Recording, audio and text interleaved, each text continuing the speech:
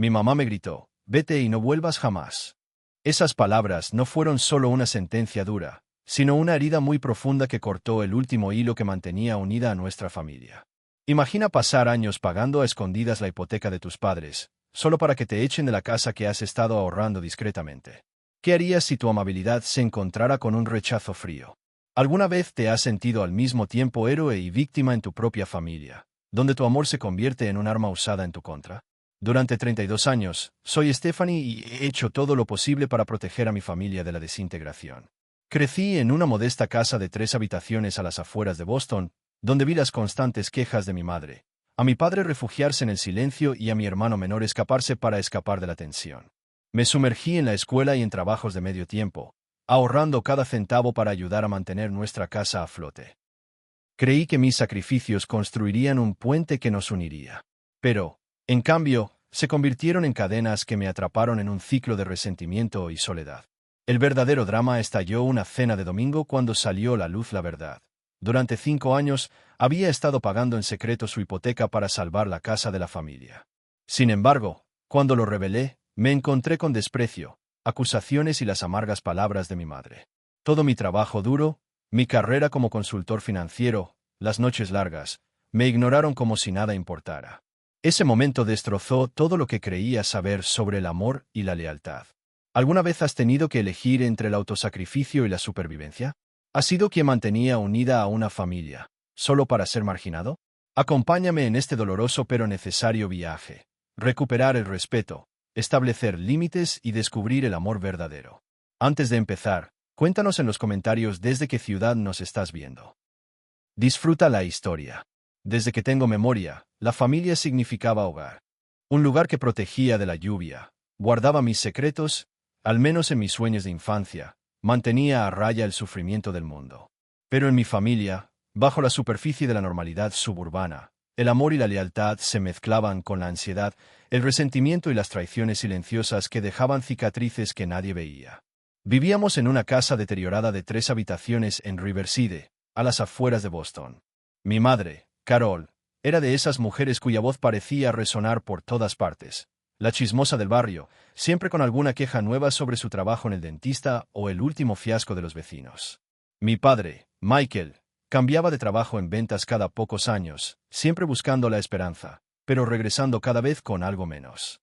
Todavía recuerdo el silencio que se cernía sobre la casa cuando llegaba el correo, una señal de que las facturas volvían a vencer.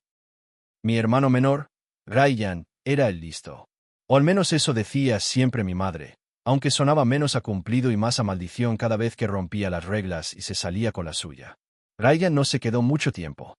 Después del instituto, se fue a Seattle para la universidad, y ahora solo su voz llena nuestra vieja sala cuando es un recuerdo fantasmal en la mesa de acción de gracias que nunca se pone. Intenté ser la hija buena, la confiable. La chica que ponía las pilas, que traía a casa solo sobresalientes porque el fracaso no era una opción, que trabajaba todos los turnos después de clase en el supermercado solo para dejar un billete de 20 en la encimera de la cocina para la compra que olvidábamos comprar esa semana. Mi mejor amiga, Kimberly, creció a solo 2 cuadras de la calle, hija de una enfermera y un bombero jubilado. Sus risas salían de su acogedora sala mientras yo ocultaba mi vergüenza por la forma en que mi madre interrogaba a los invitados con preguntas pasivo-agresivas sobre trabajos y sueldos. Era un recordatorio.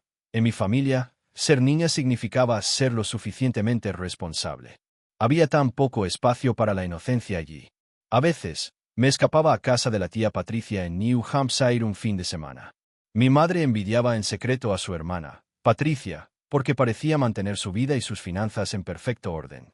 Esas visitas me dieron una idea de cómo sería la vida sin la presión constante de andar por la cuerda floja emocional. Después, siempre era más difícil volver a casa. A medida que crecía, más me daba cuenta de que el amor en nuestra casa era condicional. El cariño, cuando llegaba, se manifestaba en comentarios indirectos o silencios incómodos. Mi madre suspiraba de lo cansada que estaba, como si mis logros fueran insultos personales. Mi padre, en silencio, le daba la razón, prefiriendo la paz a defenderme, aunque a veces sus ojos intentaran disculparse. Para cuando llegué a la preparatoria, la diferencia entre mi familia y la de todos los demás era enorme. Mientras mis amigos se preocupaban por el baile de graduación o las calificaciones del SAT, yo pensaba en cómo estirar mi sueldo, cómo evitar que Ryan reprobara, cómo asegurarme de que mis padres no explotaran en la mesa. Pero esos años también me endurecieron. Me enseñaron a sobrevivir al margen del caos ajeno, a enterrar el dolor en lo más profundo, y finalmente, a luchar por la vida que quería, incluso si eso significaba construirla sola. Ojalá pudiera decir que lo vi venir. Que estaba preparada para la facilidad con la que el suelo se movería bajo mis pies, para que las personas que más quería se convirtieran en los artífices de mi mayor dolor. Pero la verdad es que uno no sabe dónde terminará su historia hasta el momento en que lo hace. Y el mío apenas estaba empezando. ¿Qué pasa cuando todos esos años de sacrificio y esperanza chocan con un secreto familiar tan grande que rompe cualquier promesa de hogar en la que alguna vez creíste? ¿Qué harías si cada dolor silencioso, cada bondad ignorada, saliera a la superficie con fuerza? A mediados de mis 20, creía haberme construido un refugio, un pequeño apartamento en Back Bay, un trabajo estable en finanzas, la estabilidad con la que soñaba de niño, intentando dormir mientras mis padres discutían en voz baja. Pero mantenerme a flote no fue suficiente cuando la tormenta azotó mi hogar. La llamada llegó un martes cualquiera. La voz de mi madre sonaba áspera de tanto llorar. Vamos a perder la casa, Stephanie. Recuerdo el escozor del miedo al describir la notificación de ejecución hipotecaria, la vergüenza que intentó, sin éxito, ocultar tras un muro de culpa. Las palabras salieron atropelladamente. Papá había perdido otro trabajo, sus ahorros se habían esfumado, llevaban 3 meses de retraso en la hipoteca.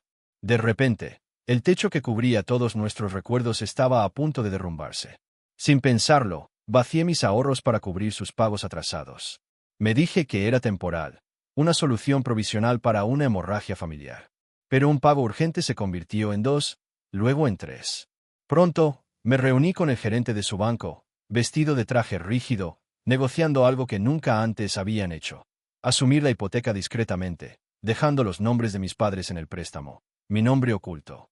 Ni siquiera mis amigos más cercanos lo sabían. Ese pago secreto se convirtió en un ritual. $1,875 al mes, directamente de mi sueldo. Programé una transferencia automática y, en un momento de ironía retorcida, puse un recordatorio digital en mi teléfono con la simple etiqueta casa.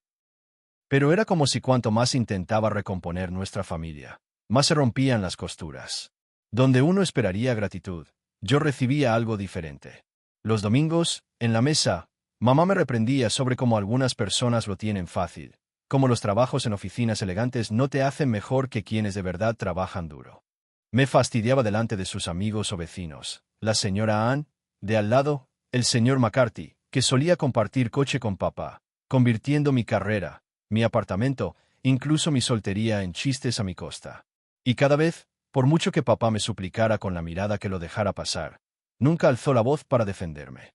A veces, la tía Patricia venía de visita desde New Hampshire, con sus éxitos en los negocios llevándola como un perfume. El resentimiento de mamá se intensificaba, hacia su hermana, hacia mí, hacia cualquier recordatorio de que alguien de esta familia había logrado salir del barco que se hundía. Me encontraba de puntillas entre sus estados de ánimo, conteniendo las réplicas y tragándome mi propio orgullo. Una vez, escuché a mamá decirle a Patricia, hay gente que siempre presume de ayudar, pero ya sabes, las familias de verdad no necesitan que las salven. La ironía casi me dejó sin aliento. En mi interior, crecía una oleada de resentimiento. Allí estaba yo, postergando mis propios sueños, posponiendo la compra de una casa, congelando relaciones que se desmoronaban bajo el peso de mi lealtad, solo para encontrarme con sospechas y comentarios sarcásticos. Me di cuenta de lo fácil que era que el amor se convirtiera en acusación, de lo rápido que el apoyo podía sonar a control, cuando alguien se sentía impotente para salvarse. Mi confidente más cercana, Kimberly, empezó a notar el impacto. Una noche, mientras pedían comida para llevar, me preguntó, ¿por qué siempre te ves tan cansada, Steph? La ignoré, demasiado avergonzada para admitir que llevaba sobre mis hombros tanto mis propias cargas como las de mi familia. Lo bonito de los secretos es que sí protegen, por un tiempo. Pero todos los secretos se pudren si se descuidan. Las grietas en mi fachada se hicieron más profundas. Algunas noches me veía reflejada en la ventana de la oficina, preguntándome si siquiera reconocía a la persona que me devolvía la mirada, dividida entre la lealtad y una creciente sensación de traición.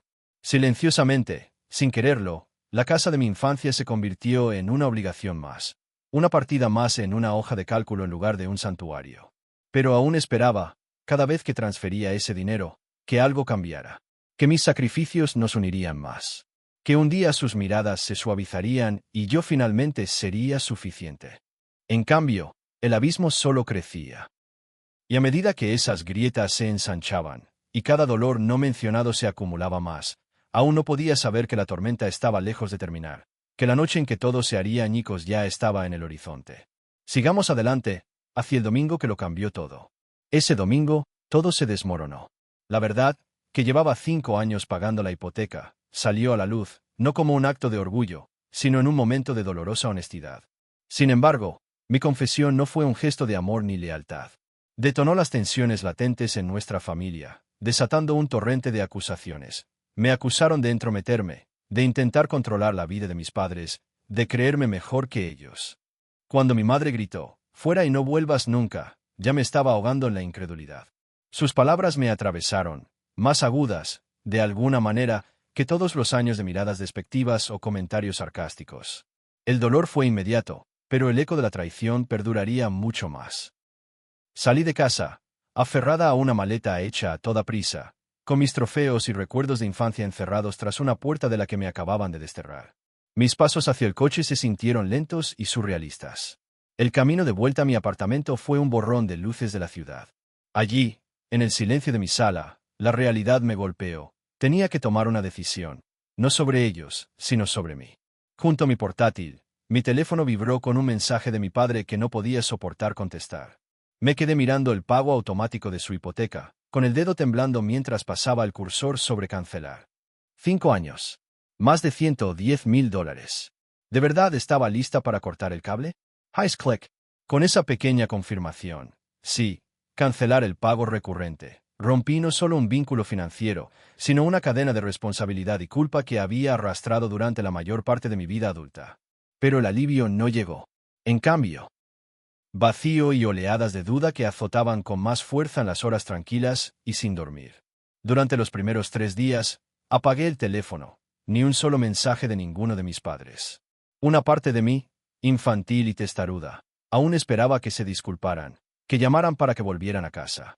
En cambio, solo hubo silencio, más denso que su ira jamás había sentido. Amigos como Kimberly intentaron ayudar, organizando una intervención con comida para llevar y duras verdades. ¿Por qué sigues defendiéndola?, preguntó, cuando dudé en calificar de abuso lo sucedido. Tu madre sabe cómo hacerte daño porque fue ella quien te construyó esos botones dentro. Esas palabras resonaron en mi pecho, obligándome a mirar en qué me había convertido.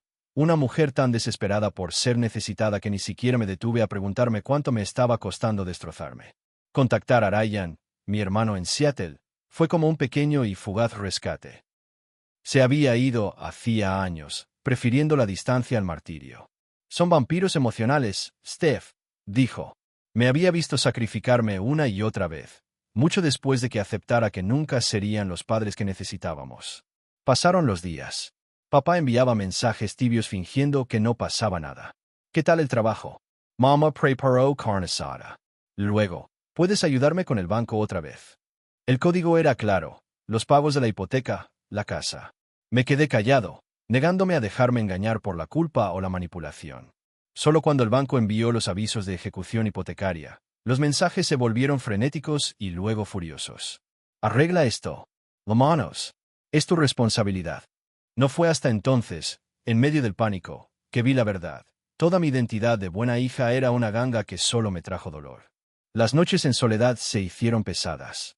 Recorrí ciclos de ira, arrepentimiento y una profunda sensación de pérdida. Retirar el apoyo no era solo cuestión de dinero. Era un duelo, un funeral por toda esperanza que había tenido de reconciliación, de ser digna, de que mi familia finalmente me viera. Me di cuenta, a través de la terapia y charlas emotivas con amigos, de que los límites no eran crueldad, sino una forma de amor por mí misma. Y, sin embargo, la culpa y el dolor de dejar ir nunca desaparecieron por completo. Pasarían semanas antes de que comenzara a reconstruir, antes de que aprendiera a llenar los espacios que la responsabilidad había ocupado. Pero ese viaje, hacia la sanación, el respeto propio y una nueva definición de familia, apenas comenzaba. Y empezó en el momento en que finalmente decidí priorizar mis propias necesidades. A continuación, Compartiré lo que sucedió cuando mi padre finalmente apareció en mi puerta, buscando respuestas, tal vez, su propia absolución. Habían pasado casi 4 semanas desde que mi madre me dijo que me fuera, desde que había cortado el pago. El sustento, que me había atado, sin quererlo, a las ruinas de la casa de mi familia. No había oído la voz de mi padre en todo ese tiempo, salvo a través de mensajes de texto apagados y huecos. Cada uno llegaba con una vaguedad practicada. ¿Qué tal el trabajo? Espero que estés bien. Mentiras sin sentido, evitando con cuidado la herida abierta entre nosotros. Hasta el día en que el portero de mi edificio llamó, con un tono extrañamente formal. Stephanie, tu padre ha venido a verte. Lo mando a subir. Se me aceleró el pulso. Papá no había pisado mi apartamento desde que me mudé hacía 5 años. Ni una sola vez se había preocupado lo suficiente, o quizá no se había atrevido, con mamá observándome, como para visitar la vida que yo había luchado por construir lejos de ellos. Bajé al vestíbulo, con cada paso cargado de miedo y un destello de nerviosa esperanza. Lo encontré allí, más pequeño de lo que recordaba, con los hombros encorvados como un hombre que ha pasado demasiado tiempo capeando tormentas que nunca aprendió a afrontar. Una gorra destartalada de los Red Sox casi ocultaba su rostro surcado por la preocupación. Por un instante, pareció perdido. Mi padre, antaño mi gigante apacible, ahora solo un hombre cansado en un mundo desconocido. Nos sentamos en un rincón, en un espacio público pero tranquilo. Durante lo que pareció una eternidad, permaneció en silencio, observándose las manos. Cuando por fin habló, su voz era débil y quebradiza. Steph, ¿por qué dejaste de pagar la hipoteca? Era la primera pregunta sincera que me hacía en años. Lo miré a los ojos, esos ojos que siempre apartaban la mirada cuando las cosas se ponían difíciles. ¿Por qué crees, papá? Pregunté, superando el nudo en la garganta. ¿Sabes exactamente por qué? Trago saliva. ¿Es por lo que dijo tu madre? Ya sabes cómo se pone. No lo decía en serio.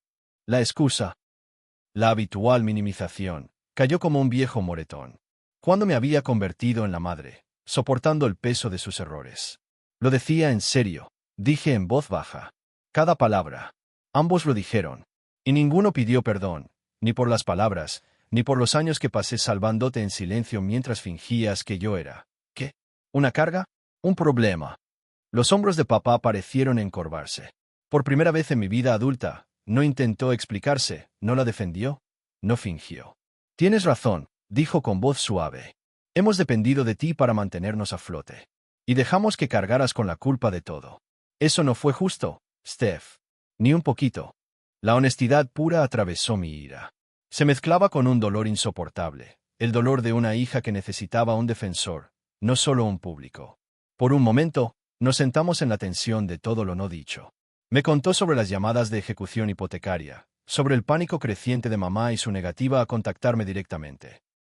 ¿Está loca, Steph? Tu partida, lo puso todo en marcha, nos hizo ver lo que te habíamos hecho, a ti y a nosotros mismos. Mi padre siempre había preferido la paz a la confrontación.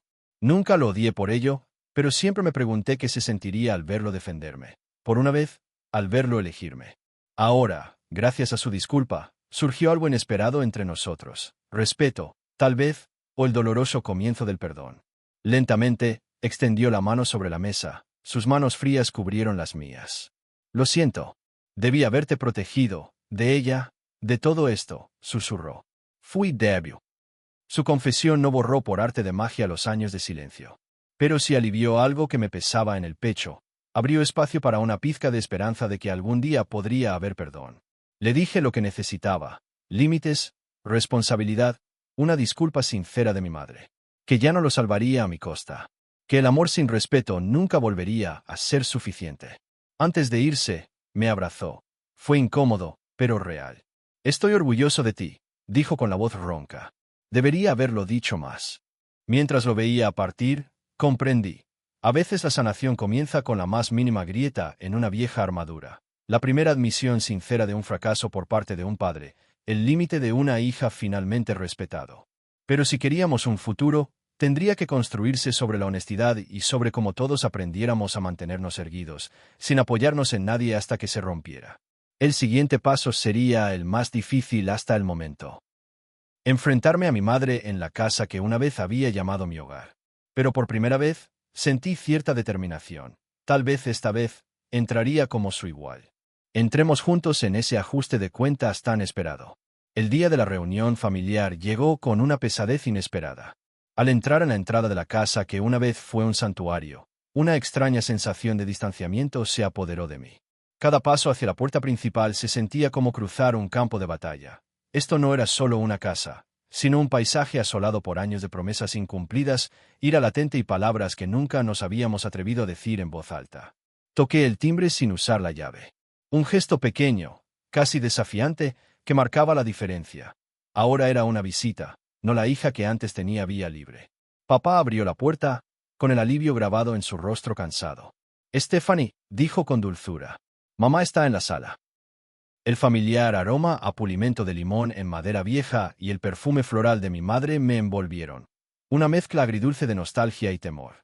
Mamá se sentó erguida en el borde del sofá, con la postura rígida, y su expresión, una máscara de inquietud que apenas ocultaba la agitación subyacente. Por primera vez en años, la tía Patricia no estaba presente. Este ajuste de cuentas sería solo entre nosotras tres, tal como tenía que ser. Papá respiró hondo, ensayando claramente sus palabras. Gracias por venir. Apreciamos su disposición para hablar. El silencio que siguió se instaló en la habitación como una niebla densa y difícil de atravesar. Mamá finalmente habló, con voz mordaz. El banco volvió a llamar ayer.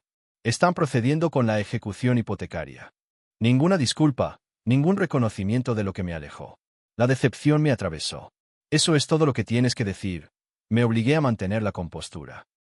Su respuesta fue defensiva hasta que papá posó su mano sobre la de ella, una silenciosa súplica de honestidad. Vacilante, dijo, puede que haya exagerado ese día. No debería haberte dicho que te fueras. Las palabras la destrozaron, pero necesitaba algo más que arrepentimiento. ¿Por qué? Presioné. Suspiró, luchando por ocultar sus sentimientos. Mi seni avergonzada, Himalada. Descubrir que pagaste la hipoteca, que no podíamos arreglárnoslas solas, y delante de Patricia. Mi destrozo. La mención de su hermana, la perfecta y exitosa, lo decía todo. Nunca se había tratado solo de la casa. Era orgullo, celos, miedo a parecer un fracaso. Tu orgullo fue más importante que reconocer 5 años de ayuda, dije, obligándome a mantener la calma. Ella negó con la cabeza. No fue así. Papá la interrumpió, firme y con una firmeza inusual. Carol, fue así. Nos aprovechamos de la generosidad de Stephanie. Nunca le dimos las gracias. Ni una sola vez. La honestidad flotaba en el aire, finalmente llenando nuestro silencio sofocante. Las palabras brotaron a borbotones, como había pagado $112,500, discretamente, durante 5 años.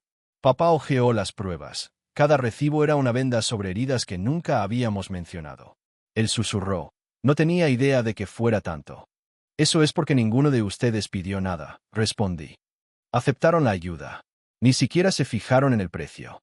Mamá apartó la mirada, con la voz apagada. Gracias, y lo siento. No quise decir lo que dije. Su confesión, cruda y tentativa, fue más de lo que jamás me había dado. Confesó sus celos, la vergüenza de verme triunfar mientras ella luchaba, como la ira era más fácil que la gratitud. Estábamos heridos, frágiles, pero en ese momento se formó un puente frágil, una oportunidad para una nueva conexión. Papá preguntó, ¿a dónde vamos desde aquí? Con la terapia, el dolor y la esperanza ganada con tanto esfuerzo, dejé claro lo que necesitaba para mantener un futuro en armonía. Primero, no reanudaré los pagos. Pero te ayudaré a planificar tu independencia, reducir el tamaño de tu casa, un presupuesto ajustado, un futuro que no necesite mi ayuda. Papá asintió, es justo. En segundo lugar, las cosas deben cambiar. Basta de críticas. Basta de agresión pasiva y sorpresas. Soy tu hija, no tu banco, no tu saco de boxeo emocional. Mamá se estremeció, pero no discutió. Finalmente, dije, necesito tiempo para sanar. Las cenas dominicales serán ocasionales, las llamadas solo cuando pueda. Cualquier apoyo futuro debe ser discutido abiertamente y realmente agradecido. Fue un silencio denso, pero finalmente, la voz de mamá se suavizó. Te has convertido en una mujer tan fuerte. No sé si yo habría tenido tu valentía. Con esas palabras, algo inusual brilló en mí. No solo arrepentimiento, sino un atisbo de respeto. Papá prometió respetar mis límites y centrarse en cambiar sus hábitos financieros. Al alejarme, se me quitó un peso de encima. No era un final, sino un comienzo frágil y esperanzador. Por fin actuábamos no por obligación, sino por decisión propia, una nueva base, construida desde la verdad. En los días siguientes, nos enfrentaríamos a la abrumadora tarea de reconstruir, desde vender la vieja casa hasta forjar nuevas conexiones. Pero ahora, por primera vez, teníamos algo real sobre lo que construir. Las semanas posteriores al ajuste de cuentas de nuestra familia se sintieron como caminar sobre una cuerda floja tendida sobre un cañón. Cada paso frágil, cada sombra amenazando con desestabilizarme. Dejar ir la casa no fue simplemente una transacción inmobiliaria. Fue un dolor profundo, el que surge al empaquetar décadas de risas, desamor y esperanzas crudas e incumplidas en un desfile de cajas de cartón. Cada objeto traía su propio recuerdo, su propio dolor. Recuerdo a mi madre aferrada a un plato desportillado de mi infancia, con la voz temblorosa al susurrar: «Esto era mío». Esa ternura única e inesperada pareció romper años de tensión, un recordatorio de que incluso el resentimiento puede llevar el pulso del amor. Sin embargo, quizás el cambio más sorprendente provino de papá. La confrontación había despertado algo en él, no solo responsabilidad, sino compromiso. Por primera vez, controlaba gastos y presupuestos con una diligencia que nunca antes había mostrado, como si afrontar la crisis finalmente le diera un propósito. Incluso gestionó la venta de nuestra vieja casa, ayudando a mamá en los momentos en que amenazaba con desmoronarse. El día de la mudanza llegó demasiado pronto. Nuestro nuevo espacio, un modesto y soleado apartamento, no conservaba nada de la antigua vida. Papá me tomó de la mano y admitió en voz baja: «No es nuestra casa, Steph. Pero podría ser nuestro hogar». Vi a mamá secándose los ojos mientras miraba la sala vacía, una silenciosa admisión de que la pérdida y la esperanza a veces llegan juntas. La vieja dinámica no desapareció de la noche a la mañana. Hubo recaídas. Mamá a veces recaía en viejos hábitos, y yo a veces me preparaba para críticas que nunca llegaban. Pero poco a poco, el ambiente en nuestras conversaciones cambió.